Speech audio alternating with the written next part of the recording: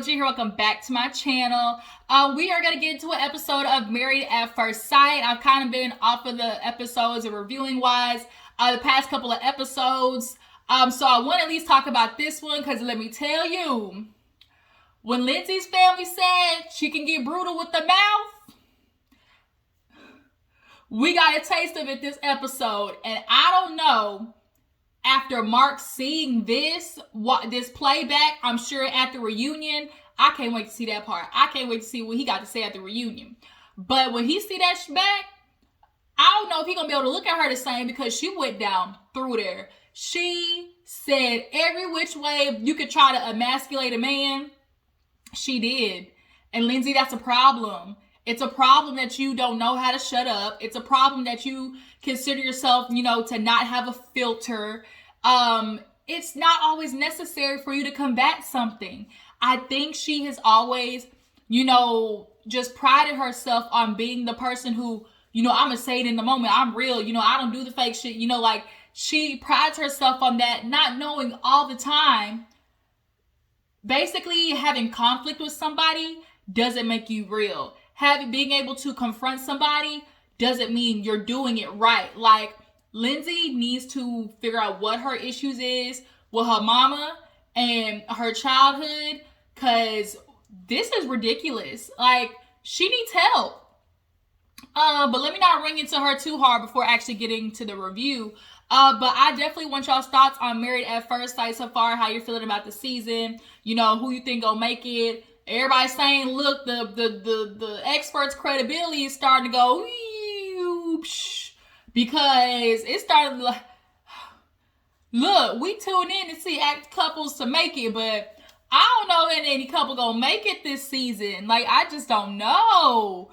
But let's go ahead and get to the episode because I want to talk to you guys also about, I'm going to try to get to Real Housewives of Orange County as well as Growing Up Hip Hop today. But you guys, if you didn't tune into my live, make sure to go check the playback. We was talking about everything from Kodak Black to Nick Cannon to Meg Thee Stallion. It was a whole lot going on. So y'all just make sure to check that out and definitely, give me your opinions on the trending topics for this week. But like I said, we're getting to Married at First Sight right now, so let's go ahead and get into it.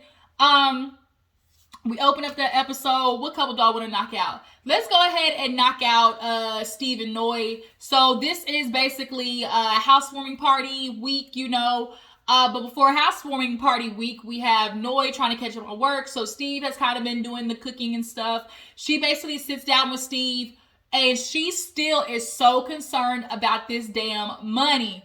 Girl, we get it. You grew up in a refugee camp, but girl, you're not going back there. You know why? Because at the end of the day still, you know that you make money for you and you gonna be all right. But she has in her head that it has to be a 9-to-5 for it to be a real job. And I'm convinced, like a lot of us are convinced, the way that Steve talking, that nigga done saved up, okay? Because like you can't just quit your job and go off on some months unless you got some bread, like the way he did. And he works in software engineering. Them fools make a lot of money, especially with everything being so technical these days and computer, like software sales and engineering. I know he was making some bread.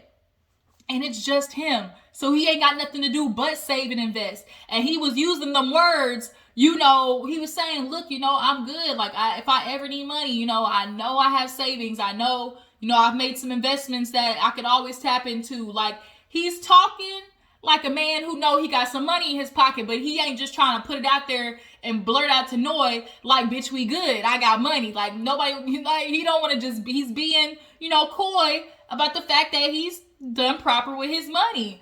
And I think Noi needs to kill the paranoia. You're not even there yet with kids. Like, you're not even there yet. So don't worry about it. Like, she needs to get off this idea that nigga got to clock in and out for him to make money. Like, what? So, time for the housewarming party. The friends come over. Or actually, no. Yeah, the housewarming party. Basically, they were talking to each other. It's basically about like their, their hard stops, what their, what their non-negotiables are. And for Noi, it is these goddamn 3 kids. She has to have 3. She wants 3. And her reasoning is very much, I guess that's her reason, but it's really not valid in regards to the argument, because what they are a good balance of each other in the fact that when Noi goes off on her tangents, Steve is very much a reality, analytical. Let's break this down step by step. Like, let's go to the root of the issue. Like, he's good with his critical thinking, right? And so when she brought up the hard stop of 3 kids, even Pastor Cal was like, Noi. And he was like, well, what if, like, the 2 kids, like, one of them's disabled, one of them requires more work, like, or something like that. Like, what if all these other things, like, you're just not going to be happy because you don't have a 3rd kid? Like, family looks like all different types of way, Noi. And so they asked Steve, well, what's your hard stop? You got to have one. He's like, but I'm just kind of like, basically Steve is a gypsy. Like, he rolls with the punches, he doesn't like, he's good. Like, he is a spontaneous person. He's a person who can make stuff work, whatever's going on. So, like he said, like, like, he doesn't have anything that he doesn't feel like he can't maneuver around. So the friends pull him in the back to talk to him, and they, of course, bring up this shit again about her growing up in a refugee camp. And Steve's basically feeling like, I don't know if I can be with somebody who, 1, doesn't believe in me, and 2, can't support me, and something that, like, I don't want to be miserable, like, working a 9 to 5, working all those hours. And I get that. If I can be at home and make money and have to do it only, 5 hours a day, like, of course that's what I'm going to do. No, I'm not going to sit there and make you be miserable working for somebody else, and I can do that shit at home just to make you feel comfortable about, oh, like, I know he's going to work, he's clocking in 9 to 5, but girl, I work here. He might just have to show that bitch his pay stuff and be like, look, bitch, we good. But after that, this weird situation happened with Steve in regards to this damn noodle gate. So, Steve said, he's like, she was working a lot, so I've been cooking. So she said, fine, for a chance that she was going to cook. She had her gluten-free noodles. He had his, regular noodles. And so he's like, I went to go check in on her, and it was just her noodles on the stove. So he's like, okay, I guess I'll put mine on. And he leaves to come back. The noodles are boiling over. And so he's kind of like, well, you didn't see the noodles? And she was like, huh? And he was like, I just would have figured you would have been paying attention to my noodles. And it was kind of like basically like a passive-aggressive thing, because she was like, oh, I mean, it's your noodles. He's like, so you couldn't help cook them? Like, no, I get what he was saying. Like, if I'm away and my noodles are on the stove, yeah, they're my noodles. But if you see, like, oh, you're checking on them and you're already in the kitchen, like, I get what he was saying. Well, Noi, I guess she had enough of whatever it was, packed up with sushi, and, hit the dirt.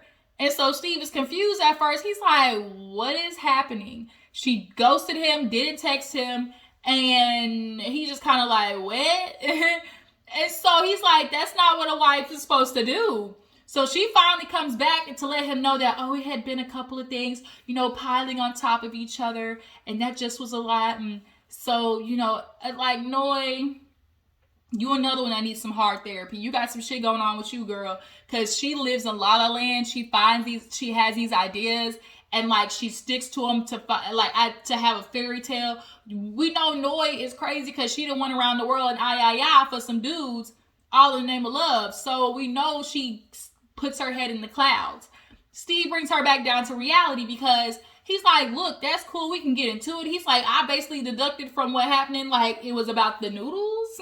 And he was like, but that still don't give you a right to go post on social media. And, now I got, friends and family who follow you. Noi, he's like, don't you think, like, to consider that happening? And she's like, well, maybe that wasn't. He's like, no, not maybe. It wasn't the best thing. He was like, she's like, well, I'm just the way I am. I'm not going to handle communication, the way that you handle it. You want me to handle it the way you do. And he's like, no. He's like, the point is there's healthy communication and non-healthy communication. Yours is unhealthy. Like, you have unhealthy communication, period. Like, you don't ghost your husband. Like, we are married. And so I'm glad Steve basically, whipped Noi into shape and told that bitch, like, this is not what we're not going to do. And especially with the posting on social media, like, you one of them, So as of right now, although I'm hopeful for Steve and Noi, if she can't just let loose and let happen, they might not be making it. So next, let's go to Michael and Jasmina. So y'all know Michael and Jasmina have had to do a restart. There definitely is some tension, but they're making it right now. They're, kind of getting back in the ebbs and flows of things. So Michael went to go talk to his sister just to get some advice, some lady advice. And he's like, look, we got into a fight, and Pastor Cal had to let us know, like, if you married, like, you're going to have to overcome these obstacles. And basically the sister just broke it down like, look, you are with a girl who is strong. Like, you're with a girl, like, who's having to learn to be vulnerable and to trust. And he's like, well, how am I supposed to, do that? She was like, you don't know each other. Like, you're going to have to build trust. Like, you don't know her communication style. She doesn't know yours. Like, this is all a learning lesson. Ooh, sorry, excuse me, y'all. And he's like, this is all a learning lesson. You're just going to have to show her that, she can trust you. And it certainly don't help that you lied about a roommate when you didn't even have to lie. Like, Michael, you didn't even have to lie, bruh. And then you made it worse by trying to, like, just stick to it like you didn't do nothing wrong. But you did. You did. So basically the sister's like, look, Jasmina's kind of like me in the fact of, like, I as soon as I feel, vulnerable, like, the wall's gonna go up. And that's definitely what's happening with Jasmina. I think she's definitely afraid to let her walls down with Michael. Especially in the fact that she already heard what his family had to say about him. Michael called it out. He's like, as soon as she heard that, she's basically using that as her excuse every time we get in a fight. Well, your family said you was like this. And it's kind of like, no, don't do that. So at the same time, he's talking to the sister. Jasmina's talking to the friend.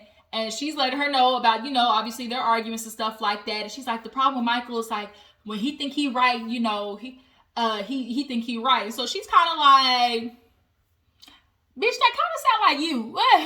Like, bitch, that sound like you. And so she was like, nuh-uh. She's like, And so she was like, girl, we're just got to work on our communication, especially the instance of the roommate. She was like, I don't even know why he didn't tell me. Like, he had so many opportunities to tell me, like, I lived with a boy, so I don't have a problem that you live with a girl. The problem is that you lied about it. And that's what be so messed up. Like, it don't even be the actual issue that most people think it is. It's the fact that, like, either the principle behind you moved, behind the way you moved, or just the fact that you lied about it and you didn't have to, because I'm understanding and you had ample opportunity to. Michael had ample opportunity to, and the friend, like you said, well, he was probably scared. He knew, if I tell her I live with, 2 girls, I'm sure she's not going to hear that. So he tried to, like, keep it quiet, but keeping it quiet almost makes it worse, because now you're hiding something, and that's more of an issue in a relationship if I know you hiding shit from me. So they have their little housewarming, and it's a little Mexican taco night. He's mixing drinks. They say they weren't strong enough, but the friends basically, look at Michael and Jasmina. They play charades. Michael talks with her friends, and he's like, what should I do, when conflict happens again? And they're basically like, look, you're just gonna have to stop her. Don't let it go on too long. Nip it right in the butt and try to get to the root of the issue with Jasmina. Because she'll go back and forth. Even the friend was like, we've been back and forth with each other. We done gone back and forth. She will do it with you. And so now Michael's like, they'll go back and forth too, because Michael the same way. Clearly we can see that. So Jasmina and Michael definitely have the potential. It's just, are they gonna fuck it up or not? Because they really do have the potential. They really do. And it's just communication, honestly, that's really their issue. But you can see that she's kind of, lowering her wall just a little bit, trying to just have fun with him. And I hope that they make it work. So moving on. Let's get into, Chris and Alyssa, they little segment. Because they're like, not that everybody made it. We have a couple of singles. And they showed Alyssa doing her makeup in the mirror. I said, what this bitch doing on my screen? What's she doing on my screen? Y'all, I did not want to see Alyssa no more. No more again. I don't want to see her. That bitch is foul. We know where she was at on January 6th. Married at First Sight, I don't want to see her again. And if we do see her again, it's definitely because y'all using her for them ratings, for the views. But, you know, we watched them basically kind of talk with their respective counterparts. Chris talks with his mama and was like, you know, he had to break the news to her that he got a divorce. And he's like, I tried, you know, she don't want to talk to me. You know, even at the honeymoon, I've expressed like, I just want somebody who's willing to give the effort back. And mama clocked this. She was like, really just kind of sounds like because she didn't get, you know, what she was looking for, she gonna turn into trying to get her little 15 minutes of fame. And he was like, she kept using the words like, oh, I feel robbed. I feel robbed. And it's like, bitch, you're robbed. You're robbed. You only robbed because of you didn't get the man that you, as far as looks goes. Chris got robbed completely of an experience. Like, I don't even want to say experience because that's what Alyssa, like a whole marriage. Like, he got robbed of somebody actually wanting to put in the work. You just got robbed because you thought you was going to go down the aisle and get Chris Hemsworth.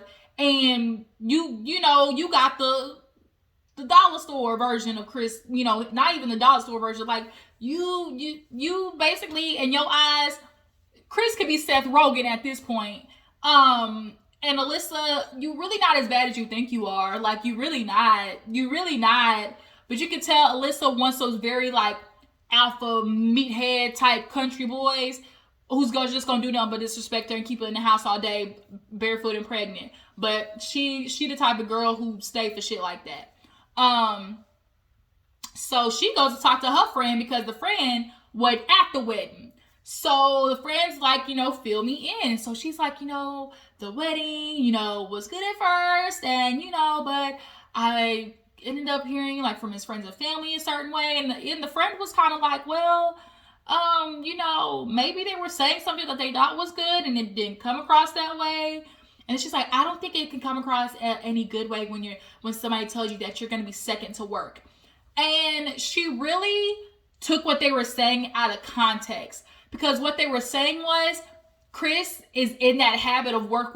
He needs somebody to take him out of that. And she didn't want to hear that. She is looking for all the things wrong with Chris, and she wants to stick to that as her justification for why she didn't want to go up to the honeymoon suite with that man. So now the friend is like, well, you know, did y'all try to have any deep conversations in the honeymoon? Like, did y'all never get a chance to talk about like your wants and values and things like that? And she's like, no, you know, the resort was small and I was there. You know, he could have came and talked to me anytime he wanted to. I said, look at this bitch lying like a motherfucker. Yeah, like every time she lied, Married at First Sight was like, run the clip. You know, I really tried to work things out with him. Flashback, I can't stand him. Just look at the way he's moving his hands. Like, ugh. It's like, you know, and then go back to her talking to the friend, talking about, you know, I just really was hoping that I was going to get somebody who was going to really work things out with me. Flashback to the, I don't want him anywhere near me. Like, don't tell him to walk over here at all. And it's like, the friend is like, well, you know, I know you can be kind of hard on people, so I definitely was, you know, waiting to see how things were, you know, you to give your side of things. But from the way you're making it sound, like, I guess it, you know, he did you a favor that y'all got a divorce. And it's kind of like, friend, I can't wait to see Alyssa's friends and family watch that shit show back. And they're going to be looking at Alyssa like, you idiot. You can tell Alyssa's friends and family listen to her complain, do the little Karen tears, and they all go back and get in a group text and talk about how shitty Alyssa is. She that type of girl that you just gotta literally, she's a saboteur and ain't nothing you can do to tell her to do otherwise. And that bitch, first of all, you said you was allergic to dogs, but you stay rescuing dogs. Get the fuck out of my face. So moving on. Who do I want to talk about? Let's get into Elijah and Katina. Basically, Elijah and Katina, you know, he has this idea of like, oh, you know, a woman this and a woman that. And he told his friend, they went out And he was like, you know, she went to the grocery store and only came back with bread and water. And he was like, I was a little concerned. And the friend was like, bruh, she's a food blogger. I didn't know she was a food blogger. So he's like, she's got to, you know, transition. He's like, you kind of got some unrealistic expectations. And his whole family know that. And so he's like, he's like, don't try to think too much into it. Like, that's you, you know, just ride with the flow. And so he's like, yeah, I am kind of doing that. He's like, because she is there for me. And so Katina, she talking to her friend, and come to find out, y'all, Olajuwon ain't never even been with a black woman. You know, with a black woman. Am I surprised though? No. He be fucking him though. I do know that much. And the friend was like, I'm a little concerned about that. And she's like, well, you know, he is Irish. And like, she was trying to defend him, it almost seemed like, or try to differentiate him. Like, well, you know, he is part Irish. No. When he get pulled over and the police look at him, he a nigga. Okay, Katina? And so the friend was like, does he know he black? And you could tell Olajuwon gets up on the fact that, you know, I'm Irish, you know. He probably be telling girls that, you know, I'm part Irish, right? And he uses that as a badge of honor to not really be like black. And he's the light skin, you know. Olajuwon definitely is just typical fuckboy. But Katina was definitely giving off like she was real defensive to the friend. And the friend was just kind of like, look, I'm just saying, you know, I don't know if I trust him. So she's like, we talked about, you know, we've been together for 2 weeks, you know, and you know, it's not a concern for me. And it's kind of like, okay, girl. But they had a little housewarming party. Friend talked about who made the chicken. Neither.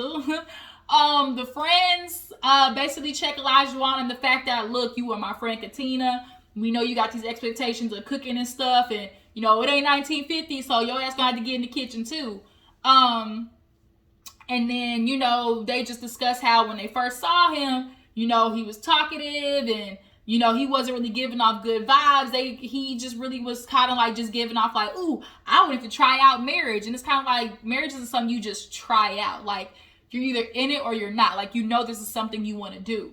And so the friends at first were concerned, but as of right now, they letting their friend Katina live. So here we go, another with these motherfucking spam calls. So last couple, Lindsay and Mock. Basically Mock is talking to his friend. It's kind of like, Lindsay's a lot. Yikes. Like, she can do too much sometimes, and you know, she talks and, you know, she's in public and sometimes she doesn't have a filter. And it's like, I don't know her well enough to like say something. I don't know what to do. And the friend's like, you just gonna have to tell her, like, you don't want to bottle it up. So when they have their housewarming, you know, she's talking to his friends and was like, you know, what do we do? You know, he's just always, you know, taking care of everybody else. So I just want to make sure he takes care of himself. I just want him to know that I'm gonna be there for him. And the friends are like, yeah, you know, they want that and everything, but he is a person that, like, you know, processes it differently. So you gotta allow him to do his process. But the problem is, Lindsay is one of those people who jumps to everything for you, and then the minute you don't do it the way that she sees it, she views it as an attack on her. She views anything in regards to maybe, you know, in a negative connotation or maybe just some type of criticism, she immediately views it as an attack and is ready to spew that venom back. And for example is, at the end, let's talk about this bowling alley scene, because everybody went to the bowling alley, you know, Chris and Alyssa got to talk about, you know, not being together.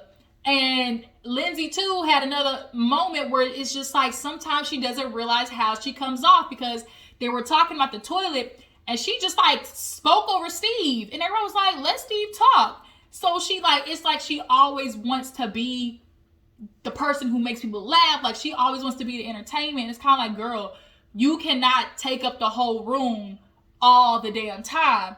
And Mark, you can tell he's just like, how do I say it? And he doesn't want to say nothing to her because she's gonna blow up. So Chris and Alyssa finally let the couples know that they're getting a divorce. Everybody was kind of like, yeah, we kind of saw that coming. Alyssa over there, you know, I just really wanted this to work. Bitch, get her just off my screen. Bitch, lying ass. Anyways, So Alyssa was saying something, and Lindsay replied, and then Katina rolled her eyes. Why are you rolling your eyes? And Katina's like, girl, I don't want it over here. I ain't got nothing to say to you. Keep it over there. And so now Mark is just kind of like, damn, here we go. So he lets her know, like her friend suggested, like, just be honest with her. Say, you know, that makes me feel uncomfortable. So he did it in a sweet way. Look, you know, I don't like when you do that. It kind of makes me uncomfortable. Oh, so you on her Katina side? That's what we're doing? And she immediately takes somebody saying anything, like maybe possible, like anything to extent of like against her. She views it just like as a attack. And it's like, girl, it ain't even all of that. So she ends up going into the back room and lets loose. Small balls, roach infested ass apartment. I put on a hazmat suit with your bed butt having ass. Man, you sell gym memberships for $60,000 a year. Boy, bye. I can go back to my place and be good. I was like, and she was loud to everybody heard it. I was like,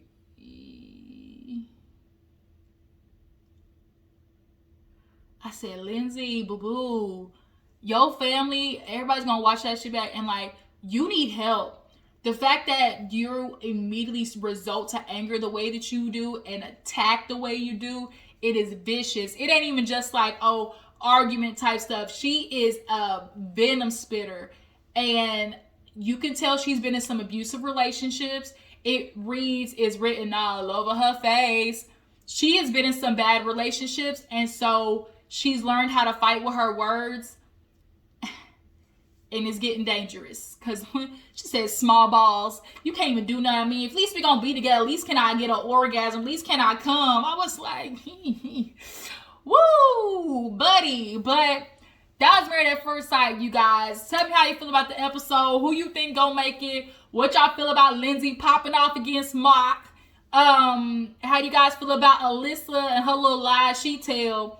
And what do you guys see who gonna make it at the end? I appreciate y'all for tuning in. Y'all make sure to follow that Instagram and Twitter, and I'll catch y'all guys later. Deuces.